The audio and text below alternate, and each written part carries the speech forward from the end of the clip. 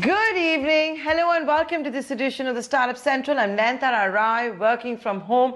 This is the only show of its kind on Indian television dedicated, of course, to startups, innovation, technology, disruption, entrepreneurship. Basically, if it falls under the gambit of the new economy, it's here every weekday on your favorite channel, ET Now at 6 p.m. And ladies and gentlemen, I'd also like to tell you that like all the stakeholders we get on Startup Central, the entire team here thrives on constructive criticism. We want to hear from you. We want to know what you think of the show, how we can improve it, how we should be doing things differently, what we need to add, what we should be removing. Don't hold back. We can take it. Just keep writing in. We love your emails. Email address right on top, suc@etnow.tv. And with that done, let's start the show literally with a bang. Fantasy sports. There is just so much going on, isn't it? You saw one fantasy sports company, Dream 11, being the title sponsor for this year's edition of the IPL, IPL 13. You've seen big bucks come into the sector. You've also now recently seen the Niti Aayog come out with a discussion paper inviting public comments for uniform regulations for fantasy sports. Now, if you go to this document that the Niti Aayog has uploaded on its website, and for which you have to submit the comments by 19th of December, what's very interesting is that it says fantasy sports is not gaming. It comes up with certain ideas for how it should be regulated. Now, against this backdrop, don't forget, you already have the Supreme Court allowing fantasy sports. Even then, you have seen several states actually come out, not several, a couple of states, come out with circulars banning fantasy sports. So fantasy sports is not gaming, is one view of the government's own think tank. The Supreme Court has permitted fantasy sports. On the other side, you are seeing states come down on fantasy sports. Nevertheless, you are seeing big bucks come into fantasy sports as well from the likes of, let's say, Tiger Global investing in India. Now, if all of this wasn't enough, what you've also seen is a lot of fuss over the likes of BCCI President Sourav Ganguly and Indian skipper Virat Kohli endorsing fantasy sports companies. So I'm going to take forward this conversation about the future of fantasy sports. What's the fuss all about? Why can't everyone agree on it? What's so hard to figure it out? And I'm going to be doing so with the co-founder of Games 24/7, Trivikraman Thampy, who's joining us all the way from the United States. I bet he had to wake up really early to be a part of this live broadcast. So first up, we really appreciate you doing that. And welcome to the show.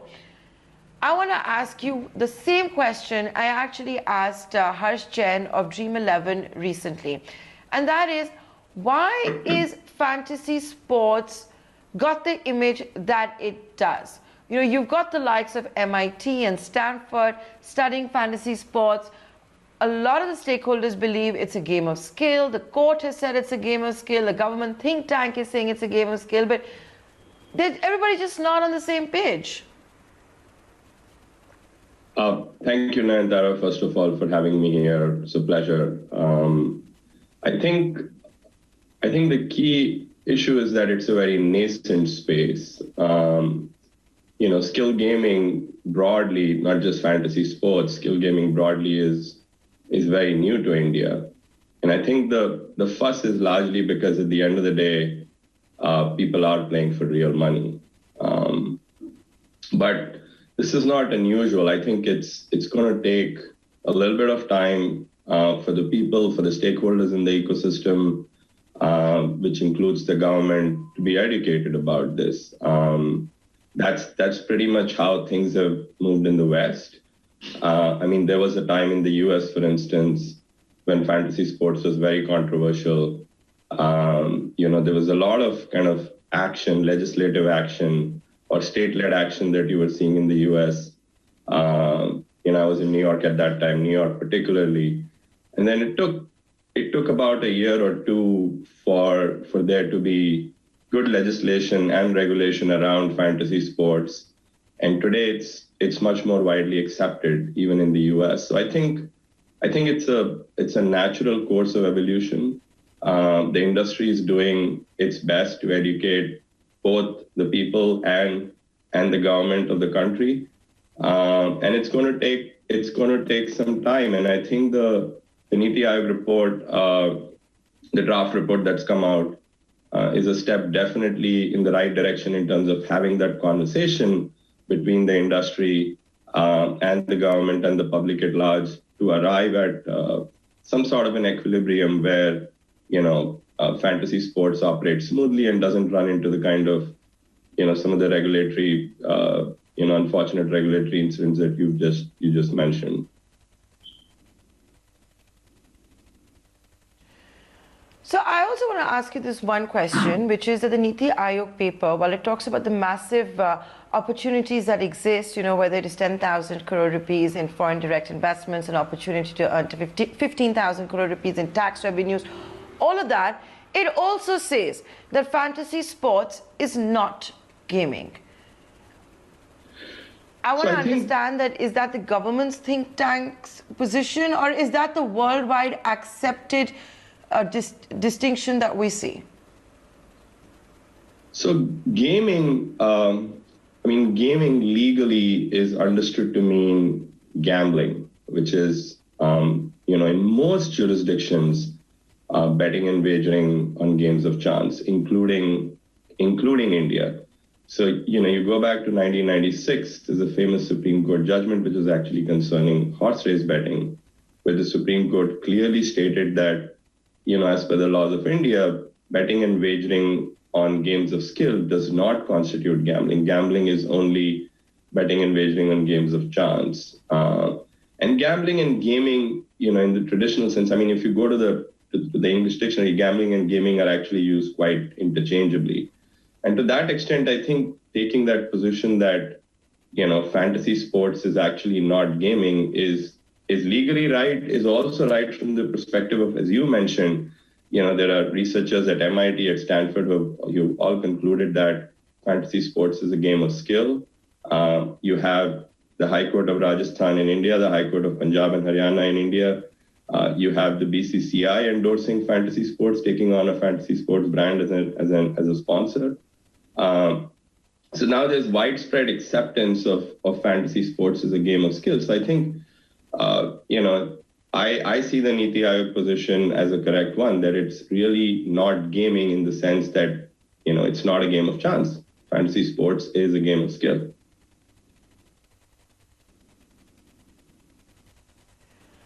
Do you want to explain to our viewers why fantasy sports is a game of skill? Like, there's no element of luck, there's no element of chance, there is nothing in it that can be linked at all to gambling? So I'll take a step back on that. So depending on which jurisdiction you are in, and India and the US in this sense are more or less identical. The courts in India and the US and the legal system in India and the US have taken a view that all games have some amount of chance. There is hardly any game that doesn't have any chance. Even if you look at the game of cricket, where you're actually playing cricket, the toss has such a significant impact on, the outcome of the game, depending on the pitch conditions. Like, a lot of times you want to win the toss and bat first or ball first, depending on how the pitch is behaving. So no matter what game you play, there is going to be some element of chance. One game you can think of where the element of chance is really very little is chess. But even in chess, statistically, it's been well established that, the person starting out with white has a slight advantage over the person starting out with black. So the Indian court position, the Indian judicial position has been that as long as the game is preponderantly of skill, which is that it involves more skill than chance, we'll see it as a game of skill. Now, when you look at fantasy sports, what are you really doing? You have two teams playing, 11 players on each side, and your job as a person, as a player playing a fantasy sports game, is to try and pick the best 11 players from these 22 with some constraints on, of course, your team must have some batsmen, they must have some bowlers. It can't just be a team of all batsmen or all bowlers. So there's some constraints placed, but you are trying to come up with the best possible team. And what do you have at your hand? You have at your hand, a large amount of data. How have these players done in the last several matches? How do they perform under these conditions? Certain players play well on fast tracks, certain players will play better on spin tracks.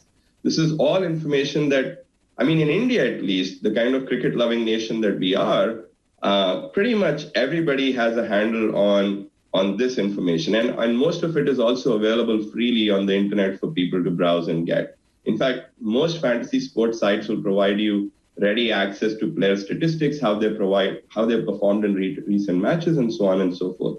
So you use all that information to come up with what you think in today's match is going to be the best performing 11. And I think just intuitively, as I'm speaking about it, and I'm not getting into the actual data or the statistics, which is what several researchers across the world have done, like that definitely requires a lot of skill. It's pretty much akin to a player playing the role of a selector. Okay, I have 22 players to choose from, and I have to find the best 11 out of them.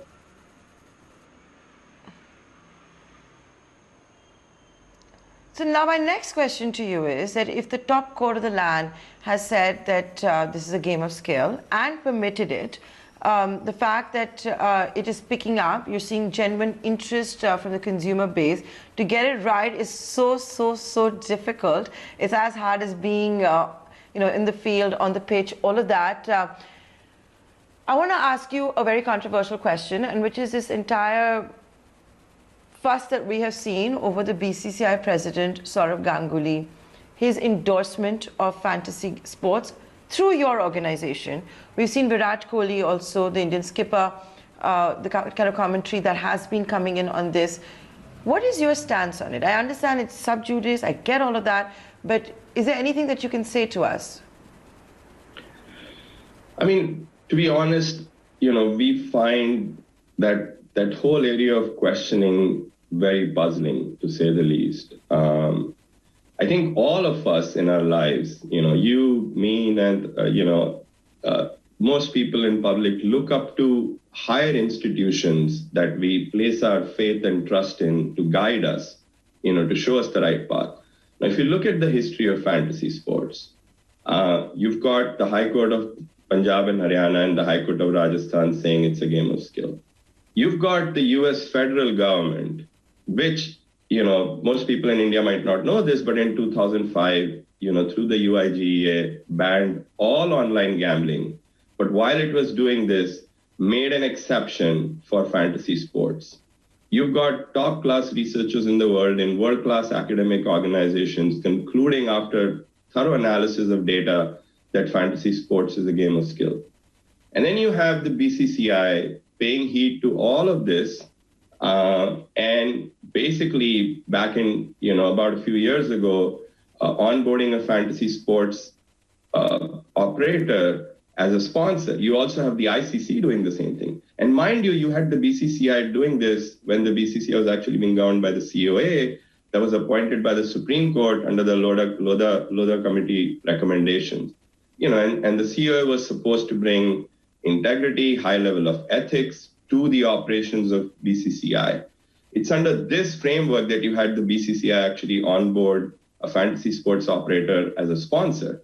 Now, if you look at all of this history, I'm not sure how anybody ends up questioning cricketers, whether it be Saurav Ganguly, whether it be Virat Kohli, whether it be MS Dhoni, whether it be Rohit Sharma, whether it be, there are N number of them now that have endorsed fantasy sports brands. All these guys have done is basically looked up to the institutions that we all respect, that we all place our faith and trust in, and said, it's clearly okay to do this because it is a game of skill. It's being recognized by Indian courts as such. It's being recognized by the US federal government and the US courts as such. It's being recognized by the BCCI as a game of skill.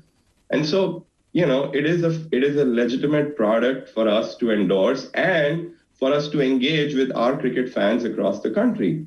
So as I started out, Nayanthara, I just think we find it puzzling at the least and unfair at worst that cricketers across the spectrum are being questioned for endorsing something that has been endorsed by institutions across the world.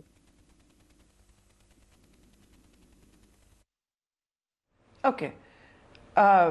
I think it's a totally different debate also, which we've seen raging in the past elsewhere as well, that whether chief selectors or BCCI presidents should become brand ambassadors, but that's a totally different debate. I don't want to get into that here. But Bikram, something else I want to ask you is that during the IPL and even during the pandemic, how has it been for business? We've all been, glued to screens. We've all been locked in. We're tired of binging on over-the-top platforms.